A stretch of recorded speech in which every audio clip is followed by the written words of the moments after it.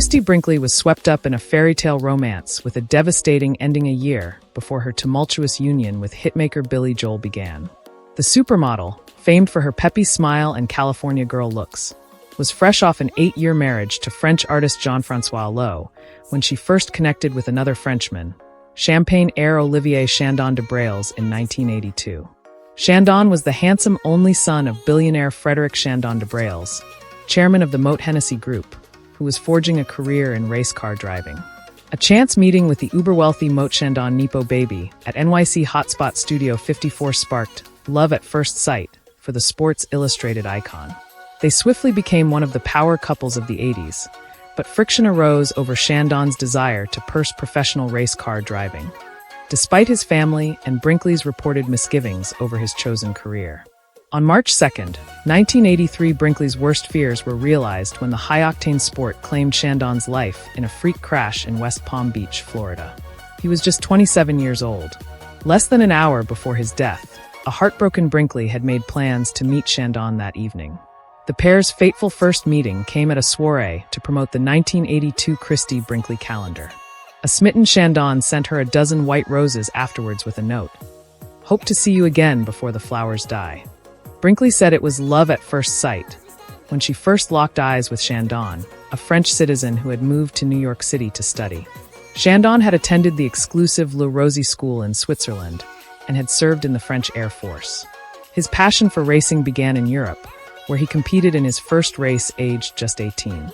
He moved to New York City in 1979 to study marketing and work in the sales department of United Technologies before resuming his racing career. Described as being blessed with great charm and poise, Chandon spoke 5 languages fluently, had a black belt in Taekwondo, and was also an avid skydiver. Their romance went from strength to strength, and the high-profile pair attended numerous glittering parties together, with Brinkley regularly spotted supporting him at the racetrack. The only cloud on the horizon of the romance was concern over Chandon's vocation. He dropped the de Brailles from his name due to concern from his family over safety in the sport, per Motorsport Memorial. Chandon competed professionally only once in the 1982 Formula Super V USA with Wilbur Bunce Racing and in a Ralt RT5 Volkswagen, finishing in 43rd position, but he was determined to prove himself in the ruthless race car world.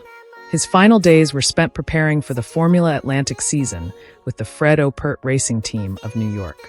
At a cost of $600 a day, the team rented Moroso Motorsport Park, now known as the Palm Beach International Raceway, to test the new 1983 Ralt and in an older car. On Tuesday, March 1st, the day before his death, Chandon drove for more than 100 miles in the older car to acclimatize himself with the track. The next day, Chandon climbed into the new Ralt Formula Atlantic car and began driving around the park's Beeline Highway. On his 10th lap around the track, the car left the road and crashed into a barrier at more than 100 miles per hour. The vehicle catapulted into a canal 12 meters from the track with a helpless Chandon pinned in the car by his feet. Although his injuries were survivable, he was unable to escape and drowned. When told of the accident, a distraught Christie stayed in California. Then Palm Beach Sheriff Sergeant J.J. Anderson said the driver's father, Frederick, who was the owner of the car, was expected to fly to Florida from France. He said, "He will be meeting with the race team to discuss what happened. No one has said there was a mechanical failure, but we will continue to look into it." The Palm Beach medical examiner confirmed there were no signs of blows to the head or any body injuries that might have contributed to his death. His cause of death was confirmed as asphyxiation by drowning. The cause of the accident remains a mystery to this day, with a stuck throttle or driver error touted as possible theories. Chandon is buried in the Laferte-sur-Aube Cemetery, Haute-Marne, France. Brinkley moved on with musician Joel soon after Chandon's death. The pair had met for the first time in January 1983, 2 months before Chandon's crash, while they were both on vacation in St. Bart's. The Piano Man singer explained that he reached out to Brinkley after he heard that her boyfriend had died to offer his condolences. They struck up a friendship, and things eventually turned romantic. The two started dating while he was still in a relationship with Elle Macpherson, as Billy wrote in his 2014 memoir, Billy Joel. The definitive biography, that he once brought Christie home while Elle was already asleep in his bed. More than 4 decades on from his death, Chandon has remained in a now 71-year-old Brinkley's thoughts and memories. She reflects on their relationship in her new memoir, Uptown Girl, and previously revealed that she had to take time off from her modeling career to rebuild after Chandon's death. She said, "I remember coming close to starring in Daryl Hannah film, Splash, but that was when my boyfriend Olivier was killed in the car accident. And I just had to take a little sabbatical.